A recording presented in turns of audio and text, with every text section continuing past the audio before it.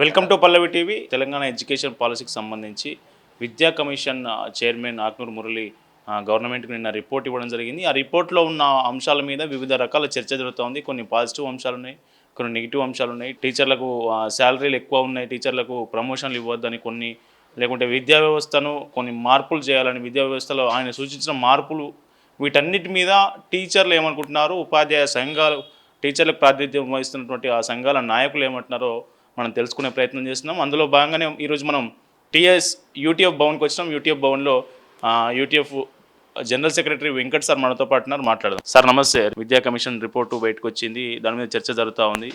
ఏం గ్రహించాలి? ముందుగా రాష్ట్ర ప్రభుత్వం ఏర్పడ్డ తర్వాత విద్యా కమిషన్ వేయడాన్ని మేము స్వాగతించాం. ఎప్పుడో రూపొందించుకున్న విధానాలు కాకుండా ప్రస్తుత పరిస్థితులకు, భవిష్యత్ అవసరాలకు అనుగుణంగా విద్యారంగం ఉండాలని కోరుకొని ప్రభుత్వం కమిషన్ వేయడాన్ని మేము స్వాగతించాం. అట్లాగే కమిషన్ చైర్మన్గా ఆకునూరి మురళి గారు, వారికి ఎడ్యుకేషన్ పట్ల అంటే కలెక్టర్గా పనిచేసినప్పటికీ ఎడ్యుకేషన్ పట్ల వారికి ఉన్న ఒక కమిట్మెంట్ను మనం దృష్టిలో పెట్టుకొని మంచి రిపోర్ట్ వస్తుందని ఆశించాం. సరే, 350 పేజీల రిపోర్ట్ ఇంకా పూర్తిగా అధ్యయనం చేయలేదు. ఇప్పుడే మా ఆఫీస్ బేరర్స్ కూడా పెట్టి అందరినీ అభిప్రాయాలు అడుగుతూ ఉన్నాం. సాయంత్రం కల్లా కూడా దాన్ని కోడింగ్ చేసుకొని అందరి అభిప్రాయాల్లో ఏముంది అనే దాన్ని బట్టి కొన్ని వ్యతిరేకించాల్సిన అంశాలు ఉన్నాయి, కొన్ని స్వాగతించాల్సిన అంశాలు ఉన్నాయి. వ్యతిరేకించే వాటికి కూడా మేము ప్రత్యేకంగా రీజన్స్ చెప్పాల్సిన అవసరం ఉంది. వారు పెట్టిన దాంట్లో స్వాగతించేది అయితే ఇది మొదటిసారి కాదు. రిపోర్టు తయారు చేసే సందర్భంగా కూడా కమిషన్ చైర్మన్ ఆకునూరి మురళి గారితో మేము సమావేశమయ్యాం, చర్చించాం. చాలా అభిప్రాయాలు అంటే మిడ్ డే మీల్స్ విషయంలో కానీ ఇతర అంశాల్లో చాలా అనుకూలమైన అంశాలు ఉన్నాయి.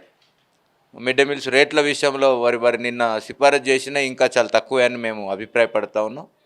అట్లాగే మధ్యాహ్న భోజన కార్మికులకు సంబంధించి వారి వేతనాల స్థితిగతుల మీద ఏమి వివరించినట్టుగా డీటెయిల్గా లేదు. దాన్ని కూడా ఇంకా లోతుగా అధ్యయనం చేయాలి. అంటే మన నాణ్యమైన భోజనం అందించాలంటున్నాం, కానీ నాణ్యమైన భోజనం అందించాలంటే ఆ భోజనం వడ్డించే వర్కర్స్ యొక్క జీవిత వాళ్ళ వేతనాల మీద కూడా కొంత ఇంకా డీటెయిల్ రిపోర్టు చూడాలి. అది ఒకటి. ఉపాధ్యాయులకు సంబంధించి కూడా కొన్ని వార్తల్లో పత్రికల్లో వచ్చినాయి. అవన్నీ కూడా రిపోర్ట్లో చూడకుండా స్పందించడం బాగోదు. అంటే వేతనాలు తగ్గించాలన్నారు, ఇట్లా అని చెప్పారు. మరి ఆ రకంగా ఇరేషనల్గా రికమెండ్ చేస్తే మాత్రం తప్పనిసరిగా మేము వ్యతిరేకిస్తాం. కానీ ఆయన చెప్పిన శాంటిటీ ఏంటి అంటే తగ్గించాలనుకున్న ఆయన రికమెండేషన్కు మరి వారు ఏమి కారణం చూపారనేది 356 పేజీల రిపోర్ట్ చదివితే తప్ప తెలియదు. కాబట్టి నిన్న వచ్చిన నిన్న సమర్పించే సందర్భంగా పత్రికా విలేకరుల సమావేశంలో మాట్లాడుతున్న అంశాలు కొన్ని పాజిటివ్గా బయటకు వచ్చాయి, కొన్ని నెగిటివ్ అంశాలు బయటకు వచ్చాయి. అయితే ఉపాధ్యాయుల వేతనాల మీద కామెంట్ చేసి ఉంటారని మేము అనుకోము. ఒకవేళ చేసి ఉంటే అది అంత ఇరేషనల్గా ఉన్నట్టయితే తప్పనిసరిగా వ్యతిరేకిస్తాం.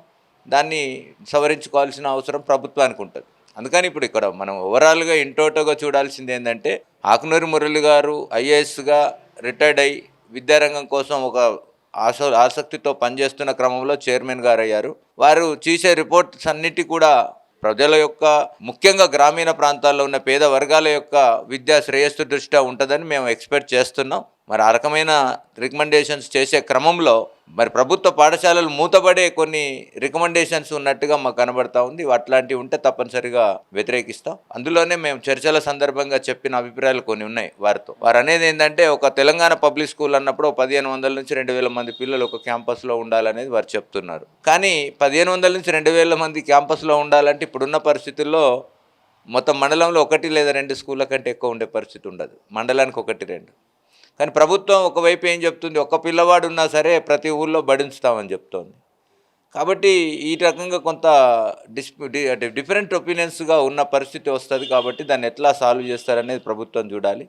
అందుకని ఆకునూరి మురళి గారు ఇచ్చే రికమెండేషన్ అంటే, వారు ఒక విద్యా కమిషన్ చైర్మన్గా వారు ఇచ్చిన రికమెండేషన్లను అమలు జరపాలంటే ప్రభుత్వానికి ఈ విద్యారంగం పట్ల ఎంత చిత్తశుద్ధి ఉంది అనేది దాని మీద ఆధారపడి ఉంటుంది. చాలా సానుకూల అంశాలు ఉన్నప్పుడు వాటిని అమలు జరపాలంటే కూడా మరి దానికి ఆర్థికమైన భారం ఉంటుంది. వారు చెప్పినట్టుగా 52 అంశాలు 53 అంశాలు ఒక బడి అంటే అన్ని ఉండాలి అని చెప్పారు. మరి ఆ 53 అంశాలు నెరవేర్చడానికి చాలా డబ్బులు అవసరం. మరి ఆ డబ్బులు తీసుకొచ్చి ఖర్చు పెట్టి ఇంత పెద్ద ఇన్ఫ్రాస్ట్రక్చర్ డెవలప్మెంట్ చేసేదానికి ఈ రాష్ట్ర ప్రభుత్వం సిద్ధంగా ఉందా అనేది ఈరోజు ప్రశ్న. నిన్న మొన్న పత్రికల్లో చూస్తూ ఉంటే ఆసియన్ బ్యాంకు నుంచి, ఆసియా అభివృద్ధి బ్యాంకు నుంచి కానీ ఇతరుల నుంచి డబ్బులు తెస్తామని చెప్తున్నారు. అప్పులు చేసి విద్యారంగం మీద ఇన్వెస్ట్మెంట్ చేయడం చాలా మంచిది, ఆలోచన మంచిది.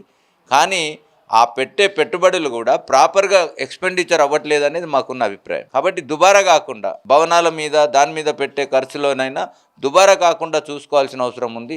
అది కొంత అంటే ఉపాధ్యాయులుగా మేము కోరుకునేది ఉపాధ్యాయ సంఘాలుగా ఏంటంటే ఎన్ని కమిషన్లు రికమెండ్ చేసినా ఈ రికమెండేషన్స్లో స్టేక్ హోల్డర్స్గా ఉండే ఉపాధ్యాయులుగా మాది, అట్లాగే విద్యార్థి సంఘాల అభిప్రాయాలు కూడా ప్రభుత్వం తీసుకొని అమలుకు ముందుకెళ్తే చక్కటి ఫలితాలు వస్తాయి. ఇక నాణ్యమైన విద్య గురించి ఇప్పుడు మాట్లాడుకుంటే మొత్తం దోషిగా ప్రభుత్వాన్ని పెట్టాలి, లేదా ప్రభుత్వ వ్యవస్థలో విద్యారంగాన్ని పర్యవేక్షిస్తున్న అధికారులు దోషులు తప్ప ఉపాధ్యాయులు కాదు. ఇది నేను స్పష్టంగా చెప్పదలుచుకున్నాం. ఎందుకంటే విద్యారంగానికి అంటూ ఒక విధానం లేకుండా అధికారుల మనస్తత్వమే విద్యారంగ విధానంగా అమలు జరుపుతూ ఉన్నది 20 ఏళ్ళుగా. కాబట్టి ప్రభుత్వ స్కూళ్ళలో క్వాలిటీ పడిపోతూ ఉంది. ఈ క్వాలిటీ పడిపోవడంతో ప్రభుత్వ స్కూల్లో పిల్లలను ప్రైవేట్ స్కూల్లో చేరుస్తున్నారనే ఒక అపవాదు కూడా ఉంది. అది కానే కాదు. ప్రైవేట్ స్కూళ్ళకు పోవడానికి అనేది ఇప్పుడు ఒక స్టేటస్ సింబల్గా కూడా మారింది. దాన్ని కూడా దృష్టిలో పెట్టుకొని జరుగుతుంది అనేది మేము అభిప్రాయపడుతున్నాం. ఏది ఏమైనా కమిషన్ రిపోర్టు గవర్నమెంట్ స్కూళ్ళను బతికించడానికి కోసం, గవర్నమెంట్ స్కూళ్ళలో చదివే పిల్లలకు క్వాలిటీ ఎడ్యుకేషన్ రావడానికి కోసం ఉపయోగించే అంశాలన్నింటినీ స్వాగతిస్తూ, అదే క్రమంలో ఉపాధ్యాయులుగా ఉపాధ్యాయుడి యొక్క స్టేటసు లేదా ఉపాధ్యాయుడి యొక్క జీవన ప్రమాణ స్థాయిలను తగ్గించే రీతిలో ఉన్నట్టయితే తప్పనిసరిగా వాటిని వ్యతిరేకిస్తాం. విద్యారంగంలో మనకు కొఠారి కమిషన్ కావచ్చు, యశ్పాల్ కమిటీ కావచ్చు, ఇట్లాంటి అన్ని రికమెండేషన్స్ ఉన్నాయి. బడ్జెట్లో కనీసం ఒక 30% నిధులు విద్యకు కేటాయించాలని. తెలంగాణ ఏర్పడినప్పటి నుంచి ఇప్పటి వరకు దాదాపు 10-12 ఏళ్ళ సంవత్సరాల నుంచి ఒక్కసారి కూడా 15% మించట్లేదు విద్యకు బడ్జెట్. పోయినసారి 7.5 ఉంది. మరి ఈసారి రికమెండేషన్స్ తర్వాత ఈ బడ్జెట్లో విద్యకి ఏమన్నా కేటాయింపులు పెరిగే అవకాశం ఉందా? మీరేమంటారు?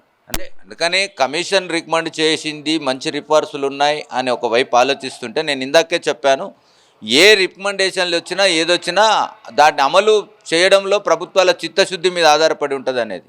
ఇవాళ తీసుకుంటే తెలంగాణ రాష్ట్రమే కాదు, యావత్ ఉమ్మడి ఆంధ్రప్రదేశ్లో కూడా చూసుకున్నా 15%కు మించి బడ్జెట్ ఎప్పుడు ఖర్చు పెట్టలేదు.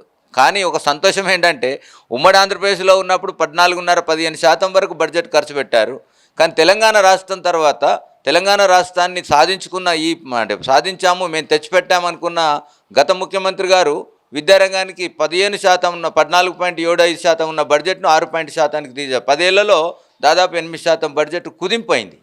ఇది చాలా విచిత్రమైన తిరోగమన చర్య. అందుకే ప్రభుత్వ విద్యారంగం తిరోగమన చర్యలోకి వెళ్ళిపోయింది అనేది నేను ఇందాక చెప్పాను. అధికారులు కూడా చూస్తూ చూడక ఊడుకున్నారు తప్ప ఇట్లెట్లా విద్యారంగానికి నష్టం జరుగుతుంది అన్నప్పుడు వాళ్ళ పాత్రను వాళ్ళు పోషించలేదు. కాబట్టి 6.7%కి దిగిపోయింది, 6.25%కి పడిపోయింది బడ్జెట్. మరి ఈ రకంగా బడ్జెట్ కేటాయించకుండా ఎన్ని స్కీములు ఎన్ని రికమెండేషన్లు వచ్చినా లాభం లేదు. కానీ ఈ ప్రభుత్వం అధికారంలోకి వచ్చి 2 బడ్జెట్లు పెట్టింది, కాస్త 1.5% పెంచుతూ 7.5%కి వచ్చింది. అందుకని ఇవాళ మరి ఆకునూరి మురళి గారి కమిషన్ ఏదైతే సూచించో తెలంగాణ పబ్లిక్ ఎడ్యుకేషన్ సిస్టంలో సూచించిన అంశాలన్నీ ఖర్చు పెట్టాలంటే కనీసం 20% పైగా బడ్జెట్ కేటాయించాల్సిన అవసరం ఉంది. అందుకే ఈ మధ్యకాలంలో మేము మా సెమినార్లలో కూడా చెప్తా ఉన్నాం, ప్రభుత్వ పాఠశాలల్లో విద్యా ప్రమాణాలు మెరుగుపడాలన్నా, ప్రభుత్వ పాఠశాలలకు పిల్లలు అందరూ అట్రాక్ట్ అవ్వాలంటే విద్యారంగం మీద ఇప్పుడు ప్రభుత్వం పెడుతున్న బడ్జెట్ పెరగాలి. 20%కు తగ్గకుండా బడ్జెట్ కేటాయింపులు ఉండాలి. ఇది మేము కోరుకుంటున్నది కాదు. ఇందాక మీరు ప్రస్తావించినట్టు అనేక విద్యా కమిషన్లు కూడా సూచించాయి. అది కొఠారి విద్యా కమిషన్ ఈ దేశానికి ఈ రాష్ట్రానికి విద్యారంగంలో తీసుకొచ్చిన ఒక గొప్ప అద్భుతమైన ఒక సిఫారసు. ఆ సిఫారసులోని అనేక అంశాలు ఇవ్వాలటి వరకు కూడా కనీసం అమలు జరగలేని పరిస్థితుల్లోకి ఈ ప్రభుత్వాలు ఉన్నాయి. అందుకనే వారు చెప్పినది ఏంది, జీడిపిలో 6% కేంద్ర ప్రభుత్వం పెట్టాలన్నారు, 1% కూడా దాటట్లేదు కేంద్రం. ఇటు రాష్ట్రం కూడా అంతే. అంటే కేంద్రాలు రాష్ట్రాలు రెండూ కూడా బడ్జెట్ కేటాయింపులు చేయకుండా విద్యారంగంలో మార్పులు తీసుకొస్తామంటే అది కేవలం ప్రజల్ని భ్రమల్లో ముంచేయడం, దోషులుగా వాళ్ళ వైఫల్యాలకు దోషులుగా అందులో ఉన్న ఉద్యోగులను ఉపాధ్యాయుల్ని దోషులుగా నిలబెట్టే ప్రయత్నం తప్ప ఇది కాదు. బడ్జెట్ శాతం పెంచాలి.